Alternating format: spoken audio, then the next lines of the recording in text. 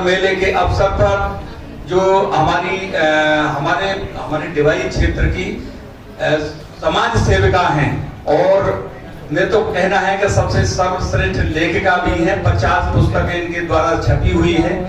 ऐसे पवित्र स्थान रजनी पब्लिक स्कूल के इस प्रांगण में आयोजित रोजगार मेले के माननीय अध्यक्ष महोदय और डिवाई के चेयरमैन अरुण कुमार सिंघल जी, कॉलेज प्रबंधक डॉक्टर रजनी सिंह जी, जिला रोजगार अधिकारी नसरीन बानो जी, कार्यक्रम रोजगार मेला प्रारंभ हुआ। तो इस रोजगार मेले में जिस समय विधायक बना तो कुछ लोग आए मेरे पास कि विधायक जी किसी लड़के को, इस लड़के को मेरे को कहीं किसी कंपनी में शिफ्ट कराओ। मैंने कहा जी एक एक करके कितने हम शिफ्ट करा पाएंगे। मैंने हमारे रोजगार अधिकारी हैं इनको फोन किया।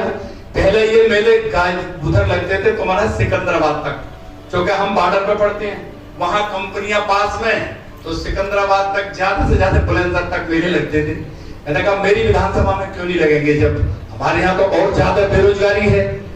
तो दो मेले में अब तक अभी 12-15 महीना हुए होंगे मेरे विधायक काल के लिए, और समझने सोचने में भी समय लगता है, क्योंकि मेरे परिवार में भी कभी राजनीति नहीं रही। मैं तो व्यापारी हूँ, 40 साल मुझे व्यापार करते हो गए। इतने समय में 2 रोजगार मेले जिला रोजगार अधिकारियों के माध्यम से, एक लगातार किसान मथुरिया इंटर कॉलेज में, तो वहां 300 से भी ज्यादा चयनित हुए थे अभ्यर्थी, और यहाँ भी मैं देखता हूँ खूब अच्छी तरह से होंगे। तो ये आपके लिए प्लेटफॉर्म है।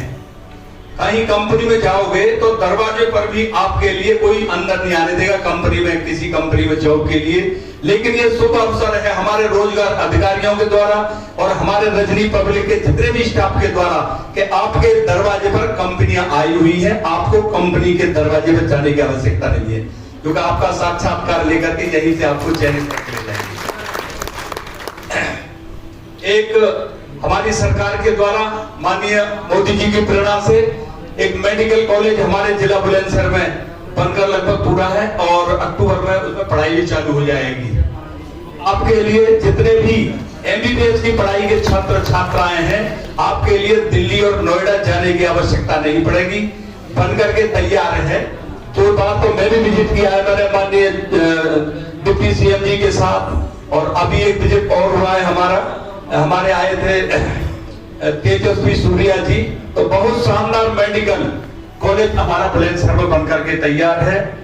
नौकरियों के क्षेत्र में हमारी योगी जी की सरकार ने, आपने कल के ही पेपर में पढ़ी होगी कि 1 लाख नौकरी, सरकारी नौकरी दी जाएगी, और 1 करोड़ प्रति वर्ष कंपनियों के माध्यम से प्राइवेट नौकरियां दी जाएगी। क्योंकि पहले हमारे देश में, प्रदेश में सुरक्षा का माहौल नहीं था, तो इन्वेस्टर समिति हमारे यहाँ नहीं होती थी, वो होती थी बंबई में, क्योंकि उधर माहौल थे। अब हमारे प्रदेश में इन्वेस्टर समिति के माध्यम से काफी 3,500 करोड़ के एमओयू साइन हुए। उनमें करीब 42 कंपनियां हमारे यहाँ कार्य करने आई। तो उन्हीं 42 कंपनियों की वजह से उनके लिए तो आपकी आवश्यकता है। ये 42 कंपनियों में कुछ कंपनियों ने हमारे यहाँ कार्य करना प्रारंभ भी कर दिया है, क्योंकि जिस देश में और प्रदेश में माहौल सुरक्षित होगा, वही व्यापारी अपना इन्वेस्टमेंट करने आएगा, और वही प्रदेश तरक्की की तरफ जाएगा, और वही युवाओं को रोजगार के अवसर भी युवाओं को मिलेंगे। और महिलाओं को शक्तिशाली बनाने के लिए हमारी सरकार की, हमारे यहाँ अधिकारी भी बैठे हुए, जिला आजीविका मिशन, ग्रामीण आजीविका मिशन के अधिकारी। मैं भी अभी एक विधानमंडल दल की समिति के द्वारा मेरा कार्यक्रम था वाराणसी की तरफ, वाराणसी मंडल और कानपुर मंडल का। तो वहां उधर थोड़ा गरीबी है हमारे यहाँ से, तो वहां सरकार ने प्रत्येक गांव में आजीविका मिशन के तहत स्वयं सहायता समूह के माध्यम से प्रत्येक गांव में रोजगार उपलब्ध कराए हैं। पशुपालन हो, बकरी पालन हो, साड़ी का काम हो, बुनाई का, जो बनारसी साड़ी मैंने जाकर के देखा, जब बनारसी साड़ी बनती है, पावरलूम करीब 350 पावरलूम गांव-गांव में लगे हुए हैं। इसके साथ ही हम यहाँ पे हमारे एचआर मैनेजर्स और उनके जो प्रतिनिधि आए हैं उनका, अभी पहले एक रोजगार मेला लगा था, और आपने इतनी जल्दी उन्हें दोबारा इधर लगवा दिया। ये आपकी